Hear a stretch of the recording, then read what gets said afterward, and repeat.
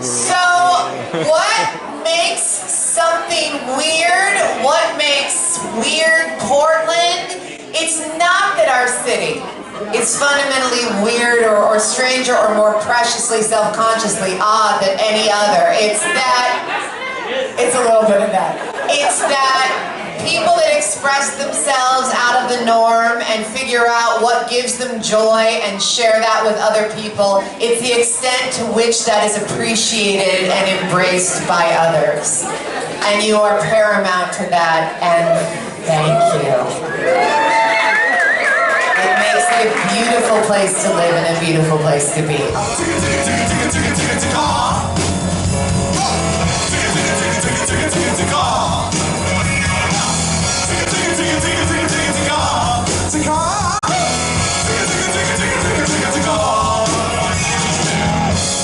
Fantastic, the way you're making me feel tonight.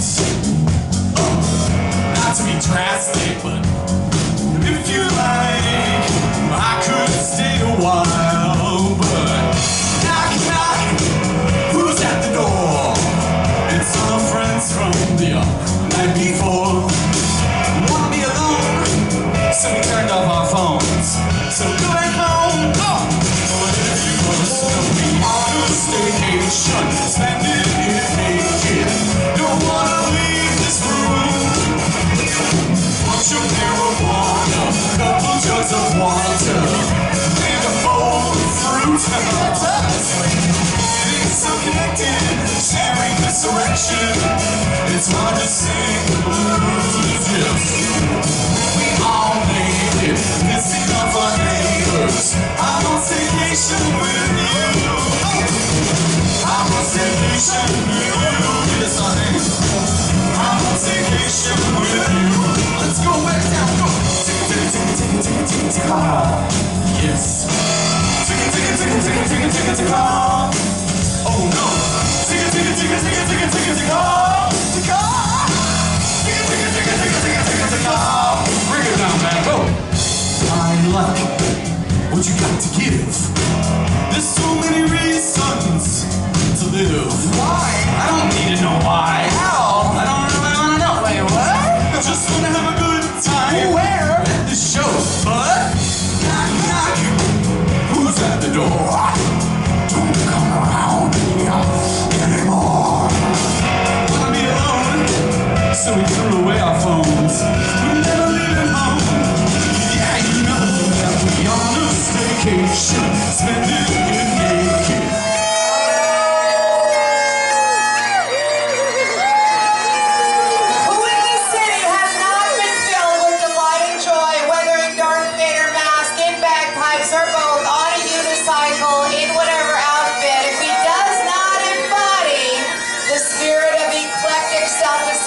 I don't know who does. Brian, maybe Unifiper.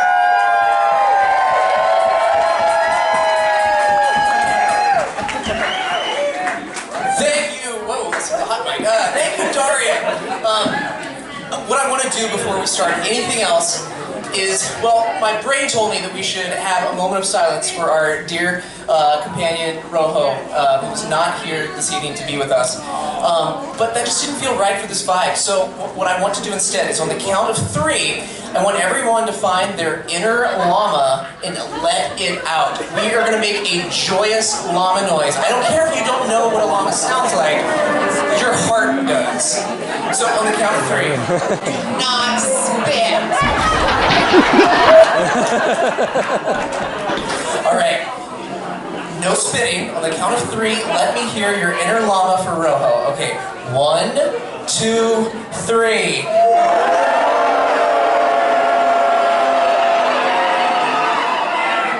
Awesome. Thank you. I really can't think of a better way to honor the memory of Rojo tonight than this amazing party, and you're all a part of that. So thank you for being here. So yes, we're here to have fun tonight, but more importantly, we are here because of a shared belief, a belief that things doing differently defines who we are, and that spirit is worth making the effort to preserve tonight. And that's what we're here doing. That spirit is strong, it lives with us, it is here in this room right here. And there's no one right way to keep Portland weird. Don't ever let anyone tell you that you're not doing it right. When it runs out, which I'm always afraid might happen one day, you can't. It's not something you can just reorder on Amazon. So you can't define it, but you know it immediately when you see it. And so with the money that we raise here tonight, we're going to till our weird garden, and so that the next Unipiper, or the next Rojo, or the next Church of Elvis, whoever they might be, and whatever passion they might bring, can fall in love with the city and have the same chance at success that is all but a right to every Portland citizen.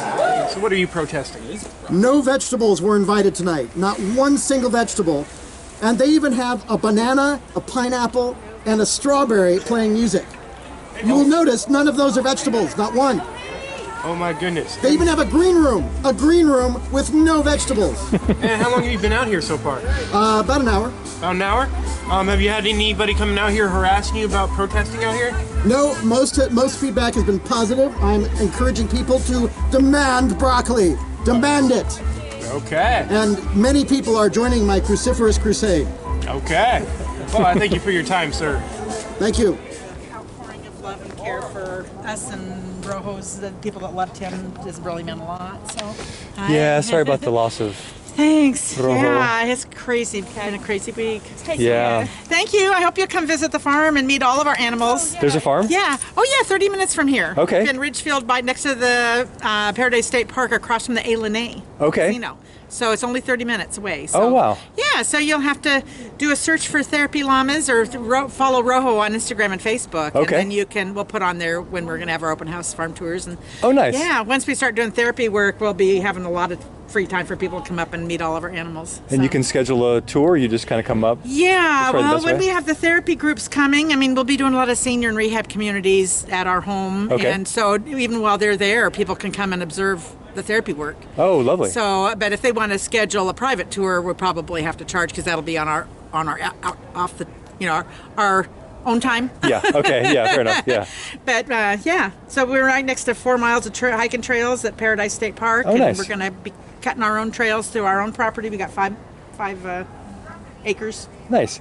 And So, this is 13 who? animals. This is Oh, lovely. Napoleon. Napoleon, Yeah, okay. he's a therapy alpaca. He's been doing therapy work for the last 7 years. Okay. He's played the bride to Rojo's groom for a lot of weddings over the years. Nice. And he's been in Oprah Magazine and on CNN and Netflix and all sorts of different viral things on the internet for therapy work. Yeah. So, Let's see, hey buddy. yeah, I got some carrots here. He's so fluffy. you go. Thank you. Hi there. You want to give him a little treat? Oh yeah, absolutely. There's one for your dog too if you want. Oh, that's a pig. that's a pig. Oh, you're the pig. Oh, I didn't even listen with the tail wagging. I didn't see the front. Oh my gosh. Have we I didn't know pigs wagged their have. tails. Lewis? Yeah, Dove Lewis. Yes. Oh, nice. gosh. And at Brainless Teas. Yeah. What's the pig's name? I kind of. P. Iggy Smalls. Yes. Oh my gosh, they did a fashion show together for Dove Lewis. Crazy. Oh, really? Yeah. Yeah. Did you want to give Napoleon some little goodies? If you put it in your lips. The therapy animal scene. And if you got a cell phone, yeah, you can give him a little treat. No problem. Everybody loves llamas. Oh. Get it? Okay. What's amazing is that the Weird Portland Hall of Fame is that it will live on in a permanent home inside the Pecularium. So it will be the Pecularium / the Weird Portland Hall of Fame. That's where you're going to have to go if you want to see this yourself. All right, I should also mention the plaques that you're going to see for this award were also designed by Mike Willens at Pecularium. Okay, so drum roll please. We will now announce the first inductee to the Weird Portland Hall of Fame. All right, so great stories often have inauspicious beginnings, and that can surely be said about our very first inductee to the Weird Portland Hall of Fame. Mr. Stuart Holbrook was just 30 years old, an ex-logger without a high school diploma when he found himself in Portland in need of a new direction. And over the next 41 years, this was back in the early 1900s, we're talking, he became one of the most prominent literary voices to shine a spotlight on the Pacific Northwest. And his writing and sense of humor were often compared to the likes of Will Rogers, Mark Twain, and H.L. Mencken. Holbrook became a person of note in Portland, not only for his writing, but for his colorful personality as well. He was a lively storyteller, he always sported a colorful and stylish wardrobe, and always was willing to engage in spirited debates with anyone, including celebrities from all over the U.S. who made the point of visiting him. Everyone from presidents, Madison Avenue executives, labor union representatives, loggers, and movie stars.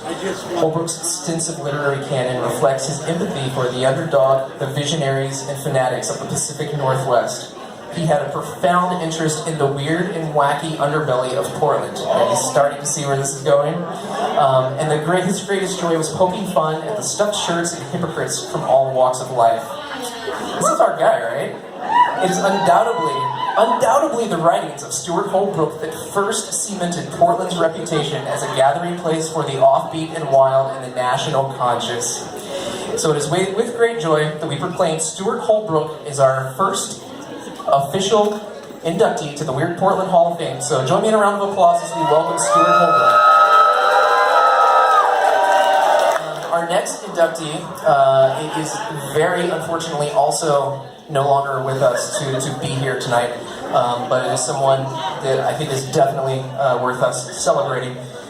So for many Portlanders, it is difficult to cross the Hawthorne Bridge without being flooded with memories from our next inductee.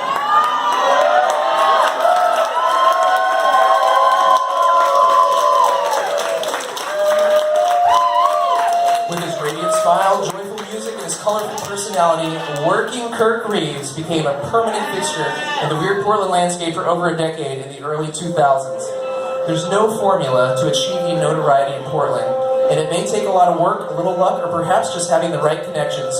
But Kirk bought a trumpet at a garage sale and started taking lessons.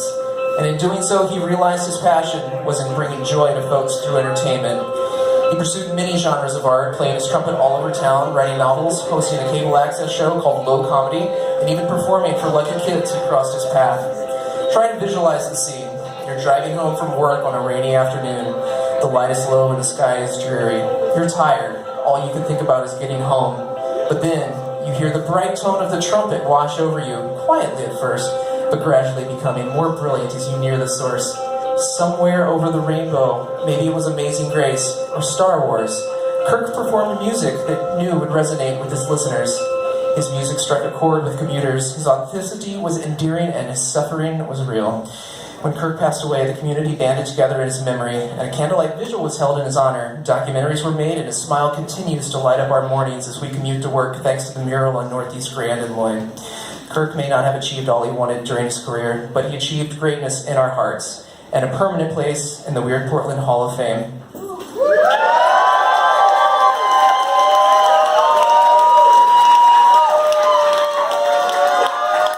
And right now I'm going to perform a duet before he turns.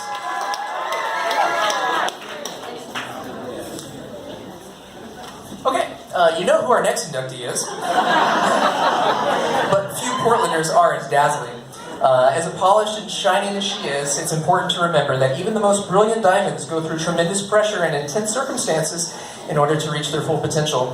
Walter Cole's life story is made for the movies: rags to riches, rejection to acceptance, discovering your true identity during radical social change. There's Oscar-worthy buzz here, folks, and her story is still unfolding. When did Walter Cole become Darcel? One could easily pinpoint the moment. In the late 1960s, when a glitzy new sign was hoisted up on the corner of 3rd and Davis. A truly inspiring life story doesn't come that easy, though. Darcel was an idea that rested in dormancy for 37 years, through an era of horn-rimmed glasses, crew cuts, and uniformity. Oh man, but what followed was a time of intense social change, when challenging societal norms and redefining the construct of family became the only way to survive the pain and suffering the AIDS crisis unleashed. Darcel's true brilliance began to shine as the fight for gay rights reached new heights, and her larger-than-life presence brought drag out of the closet, spilling into the streets. Do you think 1960s Walter Cole would recognize himself today? He's the proud owner of the longest-running drag show on the West Coast. He's a Guinness Book of World Records holder as the longest-performing drag queen. He's a Portland treasure and a national icon.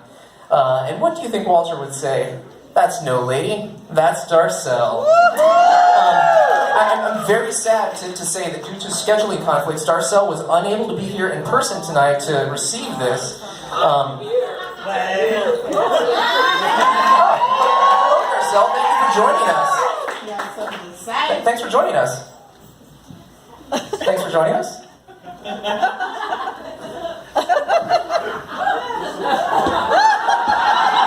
sorry it's plastic, but I hope you enjoy it all the same. I will live with my... Well, thank you for joining us, and we'll let you get back to your show. I'm sure you're very, very busy tonight.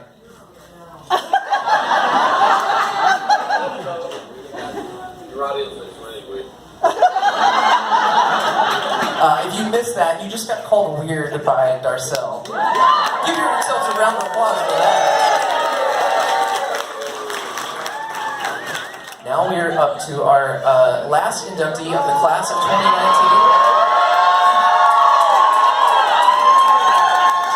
I haven't even said anything yet. All right, you're gonna have to, I'm gonna read this anyway. All right, on May 16th, 1984, Portland received a wake-up call. A career politician was voted out of office and a breath of fresh air waltzed onto city stage. Well, actually, he canoed his way up the shore of the Willamette River to make a statement. Things were about to change for Portland. Business as usual wasn't working and the city needed something different. This mayor would be different. As a beloved business owner in the Goose Hollow neighborhood since the 1960s, John Elwood Clark Jr. was serious about politics without taking himself too seriously. That's a lesson. His charming antics caught the world's attention, and he helped shine a national spotlight on a city quickly becoming known for her quirky personality. Johnny Carson, the New York Times, and others took notice. A mayor can wear a rainbow-colored sandals with green suspenders and still work to solve homelessness. A mayor can ride his bike around town yelling, "Whoop whoop," and still replenish the city's depleted budget. If being weird is simply being different, then being weird is a badge of honor. So our final Weird Hall of Fame inductee of 2019 has made a lasting impact on the city, ushering in a new era of productivity, individuality, and will forever be known for exposing Portland to a new way of thinking. He's a tavern owner, a newspaper founder, an ex-beatnik, a born-again pagan, and our favorite politician. Please join me in welcoming to the stage our very own Mayor Bud Clark.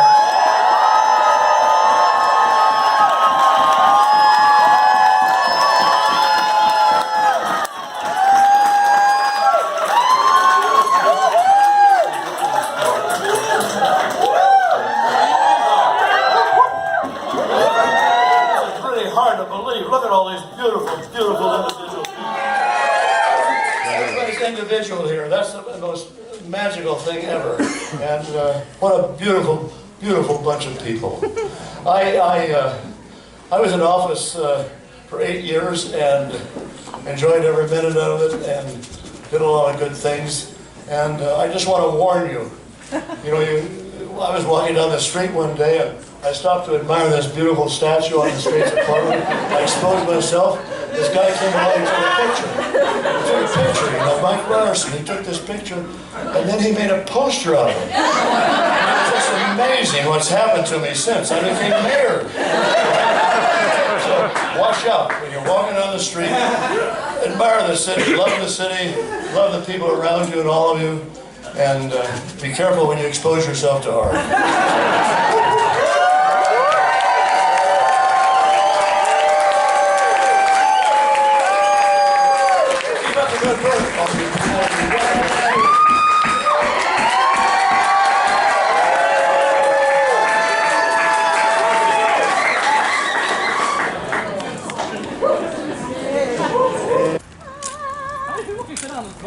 Up to 35 comfortably, but you can definitely get like 40 people in here. But come on up. Dude. What? Yep. Dude, this is amazing.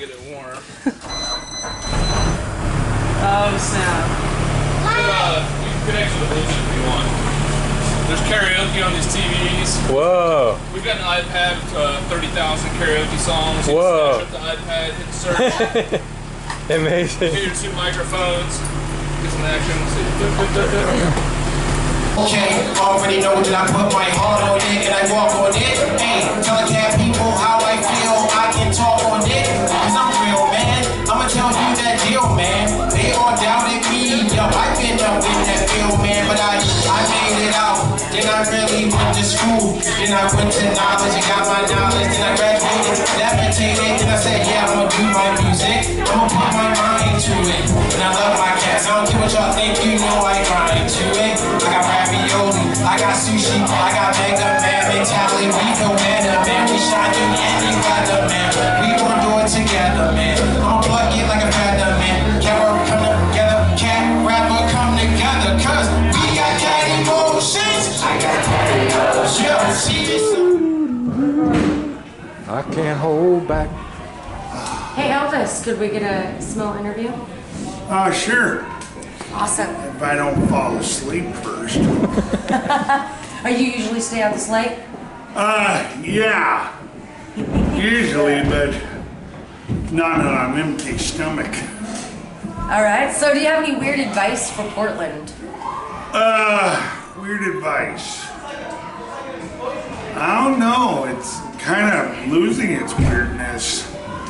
What's one good thing you think could keep it weird?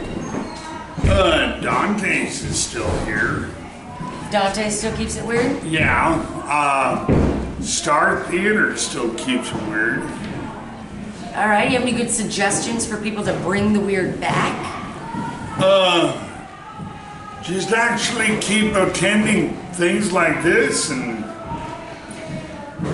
supporting it, and I guess that's the biggest one of all. Alright, sounds good. Thank you. Elvis lives.